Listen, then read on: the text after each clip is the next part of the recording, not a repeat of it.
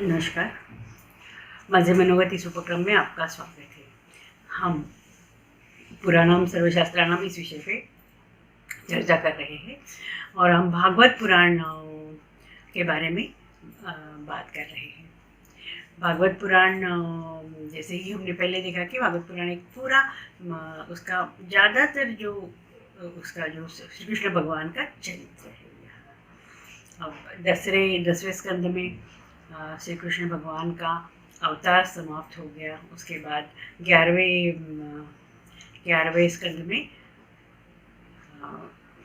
शुकदेव गोस्वामी ने पूरा कलियुग के लक्षण, कलियुग का प्रभाव, कलियुग का प्रताप इसके बारे में बताया है। अभी 12वां और इसका आखिरी जो भागवत पुराण का आखिरी जो स्कंद है उसमें जो परीक्षित राजा है उसके बारे में हमने देखा है कि परीक्षित राजा जब उसके वो राज्य कर रहा था तो वो एक बार जंगल में गया और वहाँ उसने एक साधु अपने तपस में बैठे थे और उन्होंने उनको कुछ पूछा, रास्ता उनको प्यास लगी थी तो पानी के लिए पूछा। तो साधु जो है वो ऋषि जो है वो पूरा अपना इतना ध्यान में बैठे थे कि ऑफकोर्स उन्होंने सुना नहीं, लेकिन परीक्षित ने तो बहुत ही थोड़ा सा शायद या उसमें उन्नतता आगे होगी या वो ऋषि ने उनके प्रश्न का उत्तर नहीं दिया, इसके लिए उसको शायद गुस्सा आ गया। इसके लिए उसने गुस्से में वहाँ एक जो मरा हुआ जो सांप था वो उनके गले में डाल दिया और उसी वक्त वो ऋषि थे वो जग गए और वो बहुत क्रुद्ध हो गए और बहुत उनको क्रोध आ गया और उन्होंने बोला कि तूने ये जो सांप है वो मेरे गले में डाला है, तो अभी यही सांप एक दिन तेरे को काट के तुम्हारा प्राण ले लेगा। और उस वक्त परीक्षित जी को अपना पूरा उनकी जो गलती जो है समझ में आ गई और वो व्यास जी और शुकदेव जी इनके पास गए और उन्होंने बोला कि उन्होंने पूरा वृत्तांत, तो व्यास जी तो वैसे ही उनके ही वंश के थे और उन्होंने ये सब पूरी घटना बताई। तब व्यास जी ने कहा कि जो उन ऋषि का शाप है वो तो निष्फल नहीं जाने वाला, तो अभी तुम खुद डिसाइड करो कि तुमको अभी क्या करना है। तो परीक्षित जी ने व्यास जी के पुत्र जो है वो शुकदेव उनको बोला कि अभी तो मेरा कोई भी प्रयोजन नहीं है जीने का, तो ये जो पूरा मनुष्य जीवन है उसकी जो रहस्यमय बातें हैं वो मुझे आप बताइए। और श्री कृष्ण भगवान जो है वो तो हमारे वंश में हमारे पूरे पूर्वजों के बहुत ही प्रिय रहे। उन्होंने समय समय पे हमें बहुत ही जब भी जिसकी ज़रूरत थी हमें दिया, जब भी संकट में हमारे साथ थे। तो मुझे श्री कृष्ण का चरित्र जो है वो मुझे सुनना है।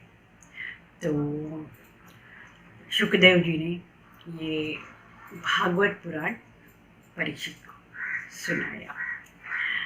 परीक्षित गंगा के किनारे बैठ के वो ये भागवत जो शुकदेव बोल रहे थे और परीक्षित जी सुन रहे थे। और शुकदेव जी ने व्यास जी ने उनको कहा कि अभी तेरे पास 7 ही दिन का समय है, तो ये 7 दिन है वो हम जो पूरा रहस्य है, पृथ्वी का रहस्य है, श्री कृष्ण भगवान के चरित्र में जो रहस्यमय बातें हैं और वो सब मैं तुमको बताऊँगा। तो वो उनका प्रवचन वहाँ परीक्षित जी सुन रहे थे और उसके साथ काफ़ी सारे साधु संत वहाँ के वो जो भागवतम है उसको श्रवण कर रहे थे। अभी पूरा भागवतम शुकदेव जी ने उनको सुनाया और उन्होंने अलग अलग जो रहस्यमय बातें हैं उसके बारे में बताया। अभी इसमें जो 12वें स्कंध में है, शुकदेव जी ने जो रहस्यमय बातें बताई, जिससे राजा परीक्षित जो है वो मृत्यु के लिए तैयार हो गए। तो वही बात कंटिन्यू करते हुए शुकदेव जी ने इस 12वें अध्याय में 4 प्रकार का जो प्रलय होता है उसके बारे में बताया। ये जो काल का जो काल मापन है वो शुकदेव जी ने बताया। 4 युगों के 1000 जो चक्र है उसको एक कल्प कहते हैं। ये ब्रह्मा जी के एक कल्प मतलब ब्रह्मा जी के 12 घंटे होते हैं। ब्रह्मा जी के दिन की समाप्ति पर तीनों लोग नष्ट हो जाएंगे और ब्रह्मा जी की जो है रात शुरू हो जाएगी। उस समय शेष जो अनंत शेष है, हजारों फनों वाला शेष है, उसके ऊपर लेटे हुए भगवान नारायण पूरे ब्रह्मांड को अपने भीतर समा लेंगे। ब्रह्मा जी की अवधि खत्म होने के बाद ये पूरा 7 अवतरण वाला जो ब्रह्मांड है वो नष्ट हो जाएगा। इस प्रलय से पहले 100 वर्षों तक पृथ्वी पर वर्षा नहीं होगी, ये भागवत में बताया है।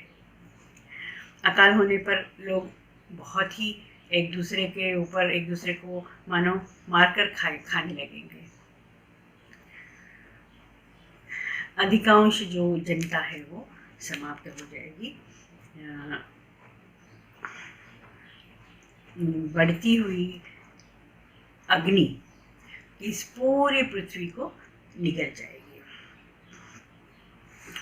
और जो जल खत्म हो जाएगा, अग्नि निकल जाएगी, वायु बहना बंद हो जाएगा और इस अवस्था में कोई भी सूक्ष्म या स्थूल जो जीव है वो जीवित नहीं रहेंगे और पूरी पृथ्वी पहले जैसे पृथ्वी पर कुछ भी जीव प्राणी नहीं थे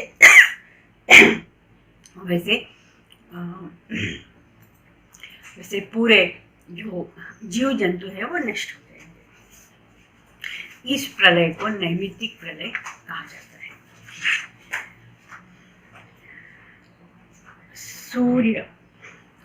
सूर्य जो है वो पूरा का पूरा अपने तपती गर्मी से पूरी जो पृथ्वी जो है उसको सुखा देगा। सुनने में थोड़ा सा जैसे हमारे लिए बहुत स्केरी है, डरावना है ये।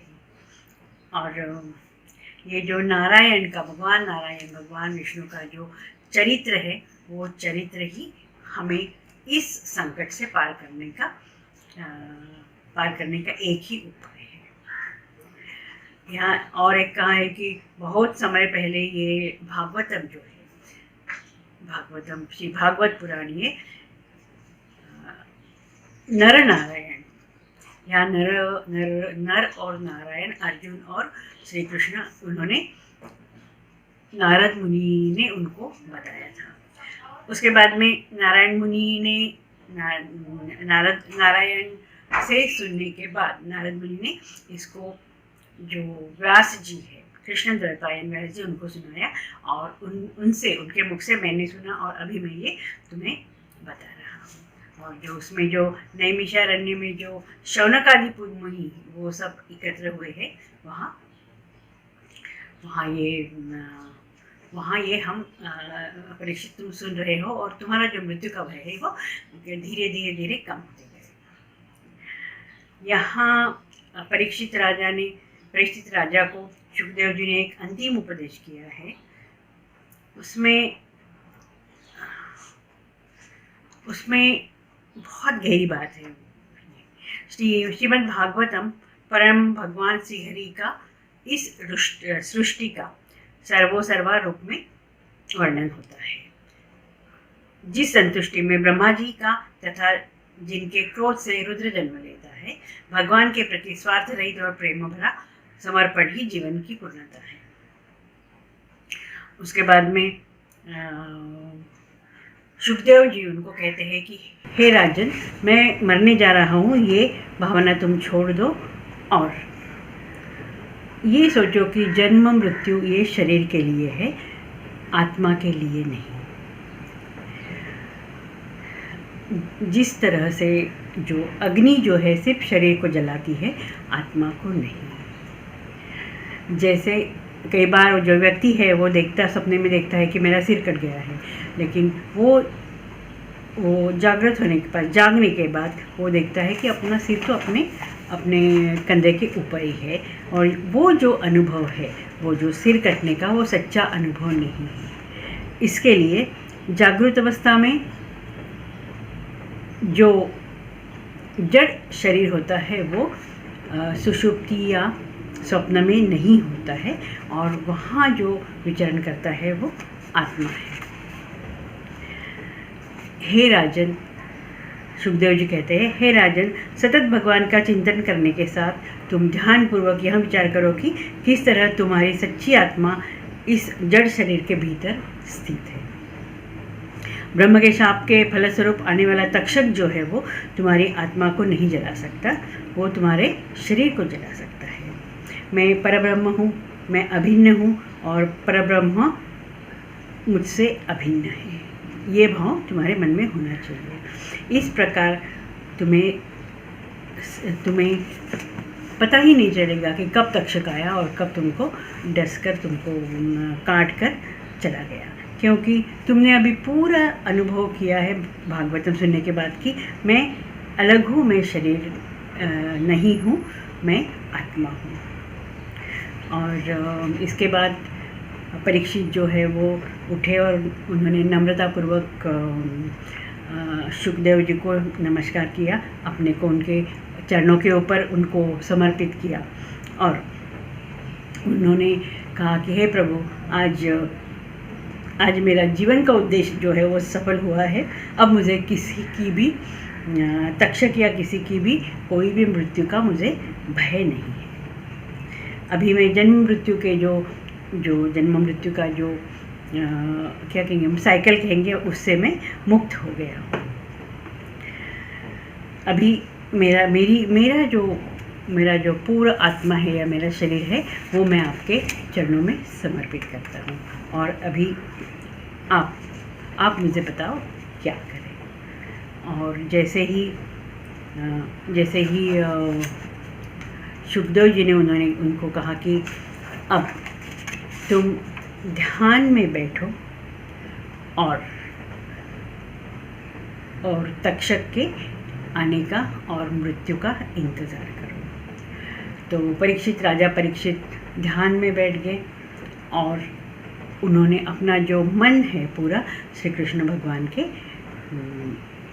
भगवान में समा दिया। हमारा जो उनका जो शरीर है उनको कोई भी उनका शरीर के लिए वो नहीं सोच रहे थे, और अपना पूरा जो आत्मा का बल है, अपना खुद का जो पूरा शरीर और आत्मा और सब कुछ उन्होंने श्री कृष्ण भगवान के चरणों में अर्पित कर दिया। और तक्षक कब आया और कब उनको उसने काटा, ये सब जब प्रक्रिया चल रही थी, उससे पहले ही परीक्षित जी ने अपना जो प्राण है, अपना जो शरीर है, वो त्याग दिया था। और इस तरह से परीक्षित जी का जो मोक्ष हो गया, और परीक्षित जी भगवान श्री कृष्ण के सानिध्य में पहुंच गए। इसके बाद जो सुखदेव जी और व्यास जी और शौनक आदि सब ऋषि जो है वो सुखदेव जी को प्रणाम करके सब लोग अपनी अपनी जगह चले गए। अब ये जो भागवतम का जो भागवत है, भागवतम का स्पेशली ये श्री कृष्ण भगवान का चरित्र का जो 10वां स्कंध है, वो बहुत ही अद्भुत रीति से बताया गया है। यहाँ कहा है कि ये ग्रंथ का जो भागवतम का है, भागवतम का महात्म्य बताते हुए कहते हैं कि यहाँ एक श्लोक दिया है, भागवतम में श्लोक है, इसका जो वैदिक सार है वो यहाँ इस श्लोक में दिया है निम्नगानां यथा गंगा देवानाम् अच्युतो यथा वैष्णवानां तथा शंभुः पुराणानामिदं तथा। इसका अर्थ है, जिस प्रकार गंगा सब नदियों में श्रेष्ठ है, भगवान अच्युत समस्त देवदेवों में और भगवान शिव समस्त वैष्णवों में श्रेष्ठ है, वैसे ही ये भागवत पुराण सभी पुराणों में सर्वश्रेष्ठ है। और आगे कहा है कि श्रीमद्भागवतम पुराणममलं यदव वैष्णवानां प्रियः। वैष्णव जन को या और विष्णु को मानने वाले सबको ये भागवतम बहुत प्रिय है। ये भागवतम पूर्णतः पावन ऐसे पुराण है, वैष्णवों को अतिशय प्रिय है। जो व्यक्ति गंभीरतापूर्वक इसका अध्ययन करता है और जो भी भक्तिभाव से इसे सुनता है और सुनाता है, वह पूरी तरह से ये देह भावना से मुक्त हो जाता है। जिस प्रकार भगवान अर्जुन को भ्रम में डाला, उसे भगवद गीता का ज्ञान दिया, वैसे ही महाराज परीक्षित को शुकदेव जी ने ये ज्ञान दिया है। अभी हम ये भागवत पुराण के अंतिम चरण में, अंतिम क्षण में आ गए हैं। यहाँ और भागवत है, श्रीमद् भागवतम, इसका जो अंतिम श्लोक है वो भी बहुत ही सुंदर है। और इस श्लोक के साथ साथ ये भागवत महापुराण समाप्त होता है। ये श्लोक है, नाम संकीर्तनम यस्य सर्वपाप प्रणाशनम प्रणामो दुःख मनस्तं नमामि हरिं परम। इसका अर्थ है, मैं परम भगवान श्री हरि को सादर प्रणाम करता हूँ, जिसका नाम संकीर्तन समस्त पापों को नष्ट कर देता है और जिन्हें प्रणाम करने मात्र से ही व्यक्ति जो है समस्त जो भौतिक पीड़ा है उससे मुक्त हो जाता है। इतना सुंदर भागवत, इतना सुंदर वर्णन, इतना सुंदर रीति से मृत्यु का भय को दूर करना, यही भागवतम की विशेषता है। आज हम यहीं रुकते हैं, अगले क्लास में हम अगला पुराण लेंगे। नमस्कार।